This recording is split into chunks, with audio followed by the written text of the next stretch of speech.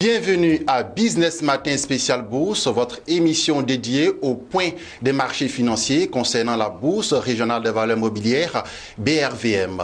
Bonjour à tous et à toutes. Retrouvons tout de suite Lo Damas, notre spécialiste des marchés financiers. C'est avec lui que nous allons nous entretenir tout au long de cette émission, bien sûr, dans le cadre du point des marchés financiers concernant la Bourse régionale des valeurs mobilières, BRVM.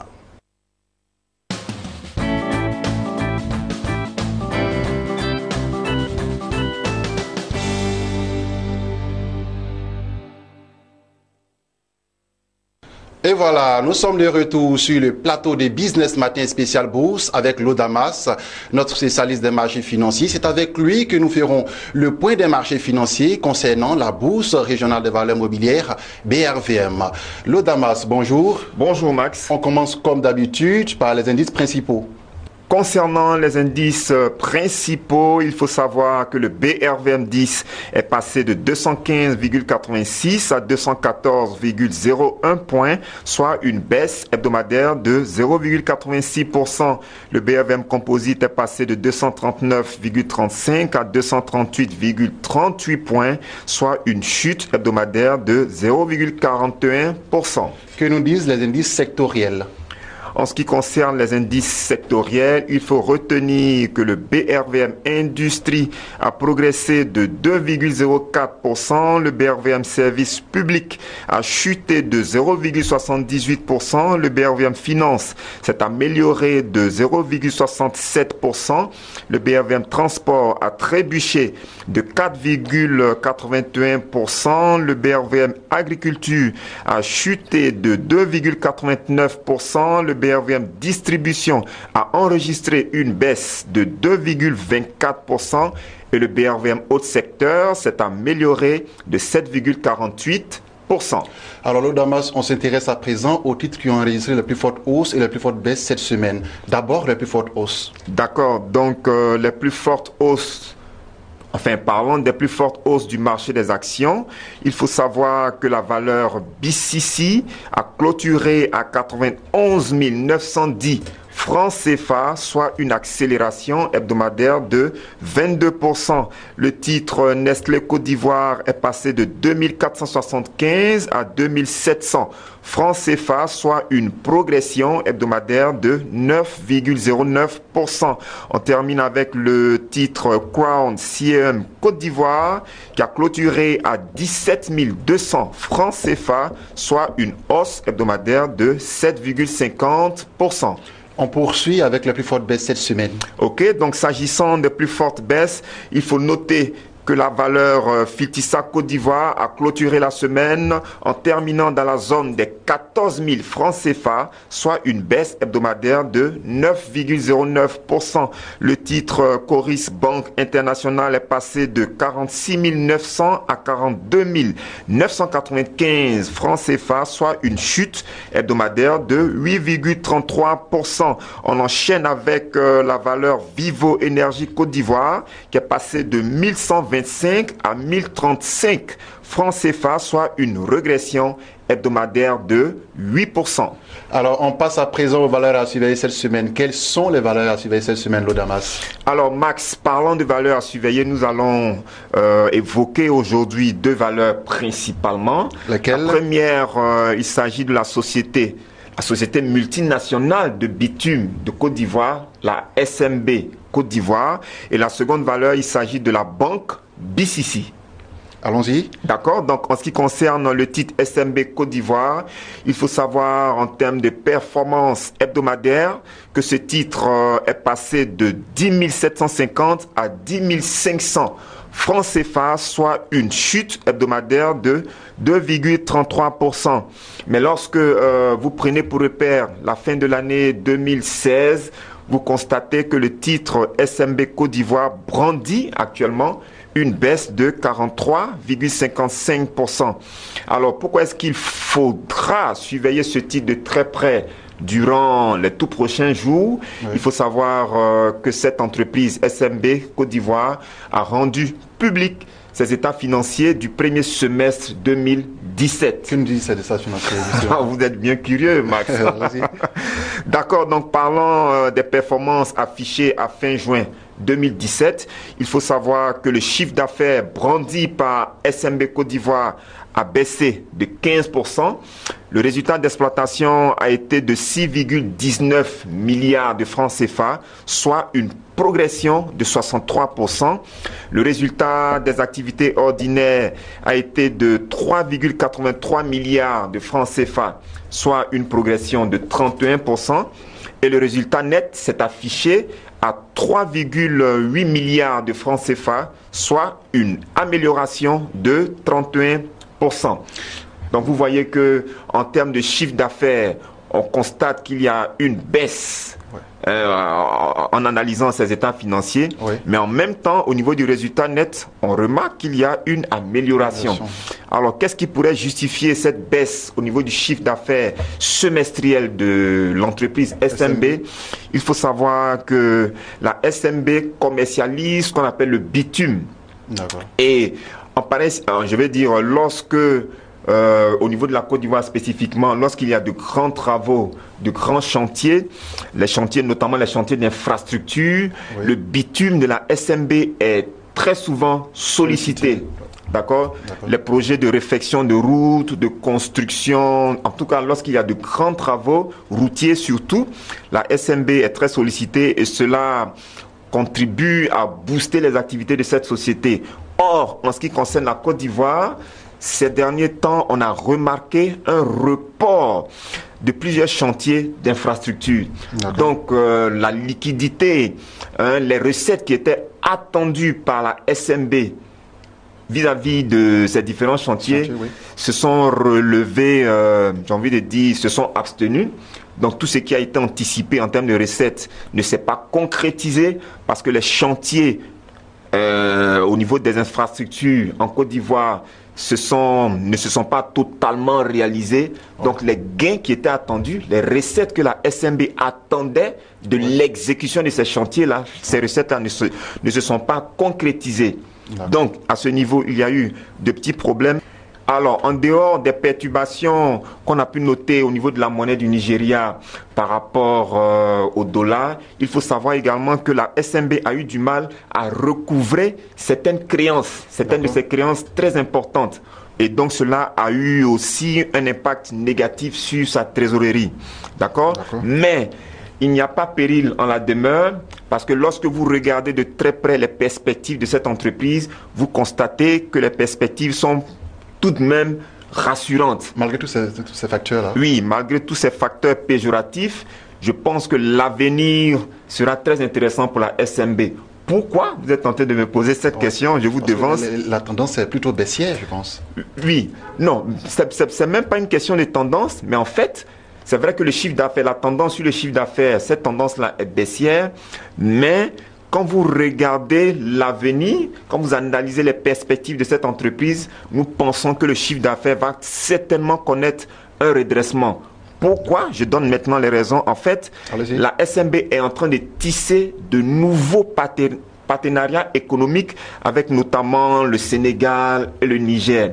Et donc, lorsque ces partenariats vont se concrétiser, et c'est ce qui est en train de se passer, on constatera au niveau des chiffres du second semestre 2017 qu'il y aura certainement une amélioration. Donc les dirigeants de cette entreprise espèrent que ces partenariats, ces nouveaux partenariats commerciaux auront un impact positif sur les chiffres de cette entreprise. Et si cela se concrétise, les investisseurs auront l'occasion de constater une amélioration des chiffres au niveau du second semestre 2017 concernant donc cette entreprise. Donc des perspectives prometteuses, c'est ça? Exactement, les perspectives sont prometteuses, les perspectives sont bonnes et eu égard à ce que nous anticipons, nous pensons qu'il serait très intéressant pour les spéculateurs de mettre dès à présent le titre SMB en portefeuille. Autre valeur à surveiller à part le titre SMB? Alors, en dehors de la valeur SMB, nous allons évoquer le titre BCC, qui est une valeur bancaire. Et en guise de rappel rapidement, il faut savoir que le titre BCC est passé de 75 250 à 91 910 francs CFA, soit une accélération hebdomadaire de 22,14%. D'accord. Et je rappelle aussi que le titre BCC a enregistré la meilleure performance en termes de volatilité durant la semaine écoulée. Alors, le marché reste toujours dans l'attente de la publication des états financiers du premier semestre concernant la banque BCC. Mais quand on regarde aussi les états financiers à fin 2016, on se souvient que que l'institution, que la banque BCC a affiché un bénéfice de 12,04 milliards à fin 2016 contre un bénéfice de 9,2 milliards de francs CFA à fin 2015. D'accord? Donc, on espère que les chiffres à fin juin 2017 seront aussi très intéressants, mais ce ne sont que des souhaits. On attend que cette société puisse effectivement publier ses états financiers du premier semestre 2017. Donc, il va falloir surveiller de très près la valeur BCC. OK, au niveau de la bourse. D'accord. Elle a enregistré, nous le rappelons, au moins 22% de croissance en termes de variation hebdomadaire.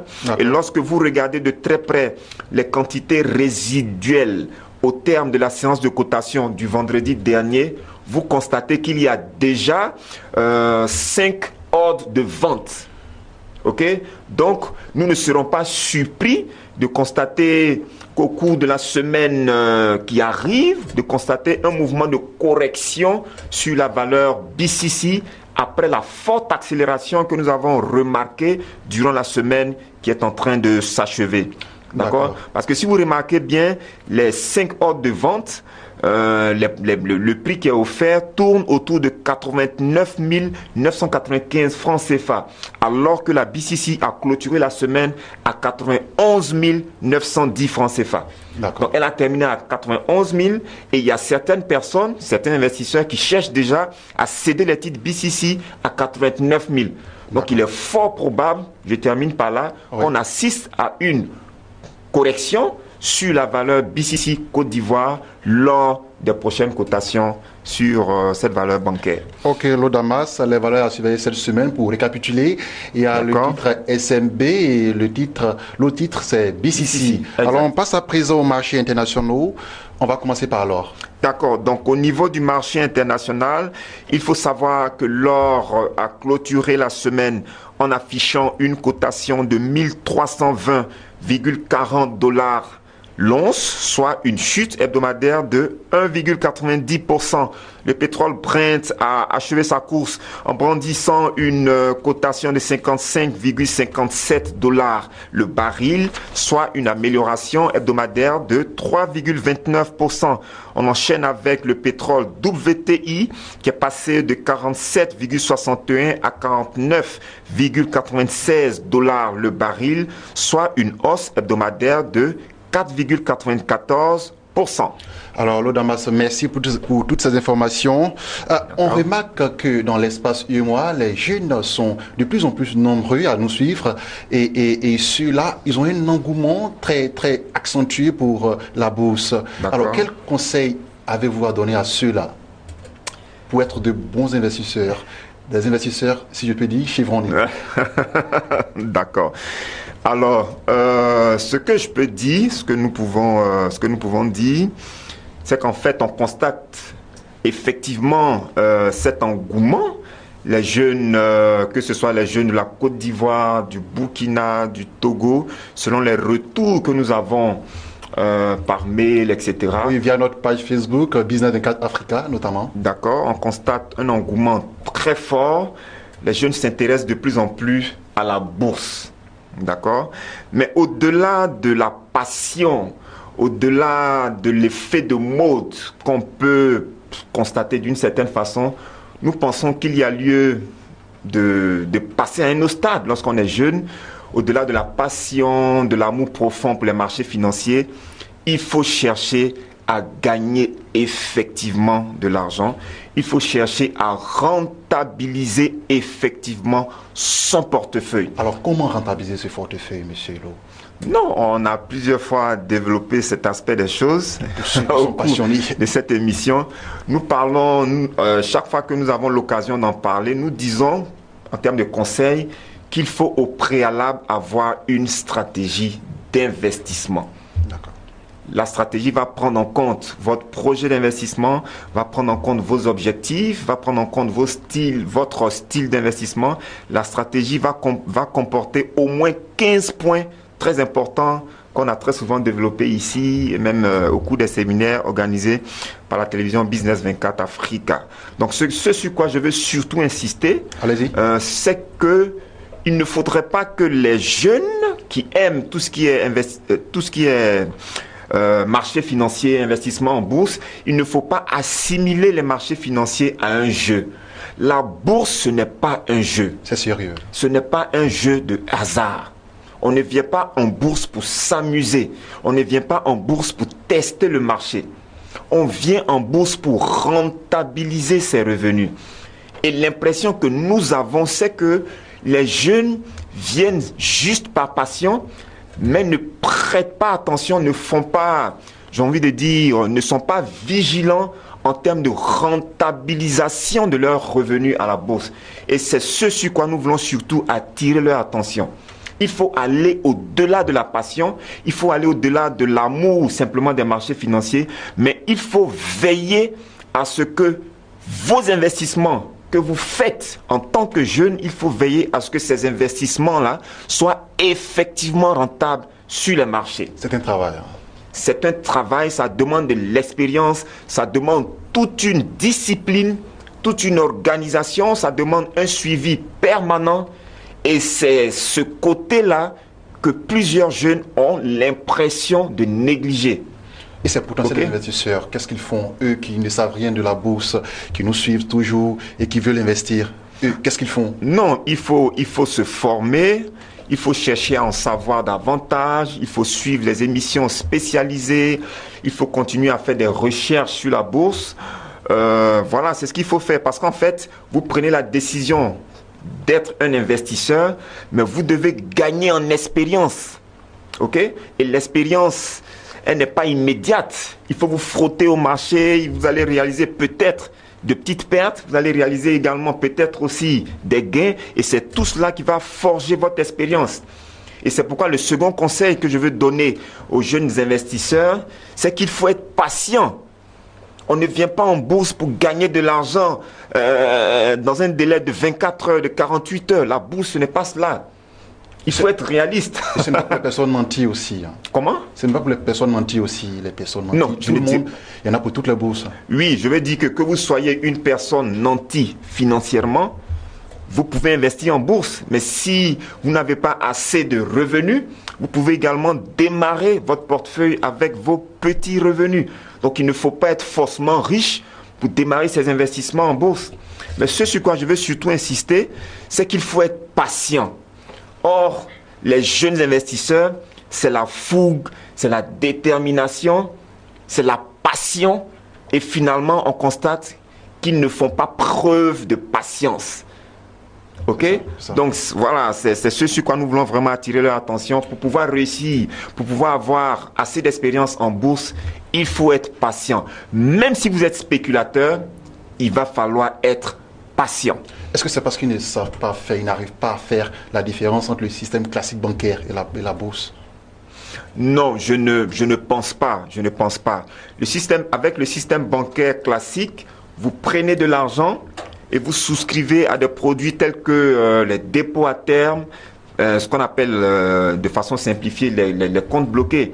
Donc il y a plusieurs jeunes qui souscrivent aux comptes bloqués, mais la bourse, c'est un peu quelque chose de nouveau. D'accord? Donc ça suscite la curiosité des jeunes. Mais en même temps, c'est de bonne guerre parce que cela veut dire que la culture boursière dans l'espace UEMOA est en train de prendre son envol, est en train de se développer. Et nous saluons cet état de fait. Mais en même temps, les jeunes manquent d'expérience et parfois ils s'y prennent mal. Ils assimilent le marché de la bourse à un jeu. Et c'est là que nous attirons leur attention. La bourse, ce n'est pas un jeu. C'est un marché où on échange des titres financiers. Et lorsque vous échangez des titres, vous constituez votre portefeuille. Mais en constituant votre portefeuille, il faut veiller à la rentabilité effective de ce portefeuille. Et c'est là que nous attirons l'attention de la jeunesse. Il faut veiller à ce que le portefeuille qui est en train d'être constitué, que ce portefeuille-là soit effectivement rentable et en même temps, il faut être patient. D'accord. Rentabilité et patience, ce sont les conseils que nous voulons donner aujourd'hui à la jeunesse. Ils vous ont bien compris, Lodamas. Merci pour toutes ces informations. Merci de m'avoir reçu. Voilà, c'est la fin de ce numéro de Business Matin spécial bourse. Rappelons que nous étions avec Lodamas, spécialiste des marchés financiers. Avec lui, nous avons fait le point des marchés financiers concernant la bourse régionale des valeurs mobilières BRVM. À très bientôt pour un nouveau numéro sur votre chaîne de télévision Business 24 Africa.